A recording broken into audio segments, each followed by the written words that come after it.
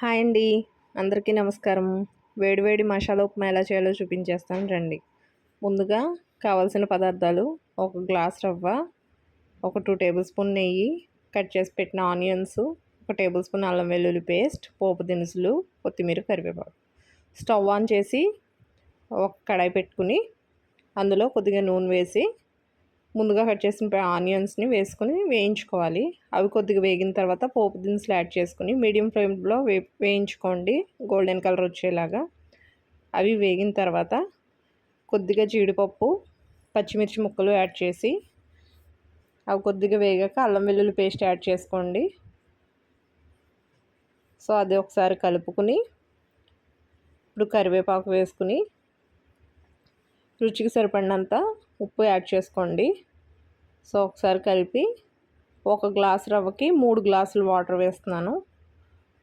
ఒకసారి బాగా కలుపుకుని హై ఫ్లేమ్లో ఎసరు కాగే వరకు పెట్టుకోవాలి.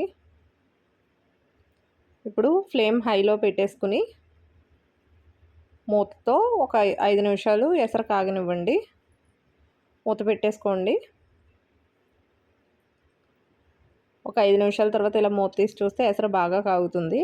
ఇలా కాగుతున్న ఎసట్లో ఫ్లేమ్ మీడియంలో పెట్టి ఒకసారి గరిటె సహాయంతో కలుపుకుంటూ రవ్వని యాడ్ చేసుకోండి, బొంబాయి రవ్వని. ఇలా కలుపుకోవడం వల్ల ఏంటంటే రవ్వ ఉండలు కట్టకుండా మీకు ఉంటుంది. సో బాగా కలుపుకోవాలి. హై ఫ్లేమ్లో పెట్టి కలుపుకుంటే పైకి మీద పడుతుంది కదా, సో చేయి కాలుతుంది. మీడియం ఫ్లేమ్లో పెట్టుకుని నెమ్మదిగా ఇలా కలుపుకుంటూ మొత్తం రవ్వని యాడ్ చేసేసుకోండి. గ్లాస్ రవ్వకి 3 గ్లాసుల వాటర్ యాడ్ చేసుకోవచ్చు.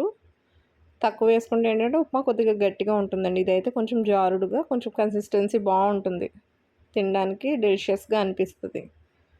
సో ఇలా కలిపిన తర్వాత ఫ్లేమ్ సిమ్లో పెట్టేసుకుని ఇప్పుడు మూత పెట్టి ఒక 3 నిమిషాలు ఉడకనివ్వండి. అప్పుడు 3 నిమిషాల తర్వాత మూత తీసి చూస్తే ఇలా ఉప్మా దగ్గర పడుతుంది. అప్పుడు మీరు ఒకసారి అడుగు నుంచి కలుపుకుని ఇందులో కొత్తిమీర, ఒక 2 to 3 టేబుల్ స్పూన్ నెయ్యి యాడ్ చేసుకుని స్టవ్ ఆఫ్ చేసేసుకోవడమేనండి. ఇది వేడివేడి పెసరట్లలో కానీ లేదా ఇలా ఉప్మా సపరేట్గా తిన్నా కూడా చాలా అంటే చాలా బాగుంటుంది.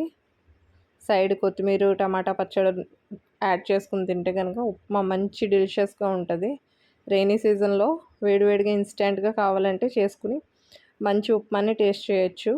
లైక్ చేయండి, షేర్ చేయండి, కామెంట్ చేయండి. Thank you.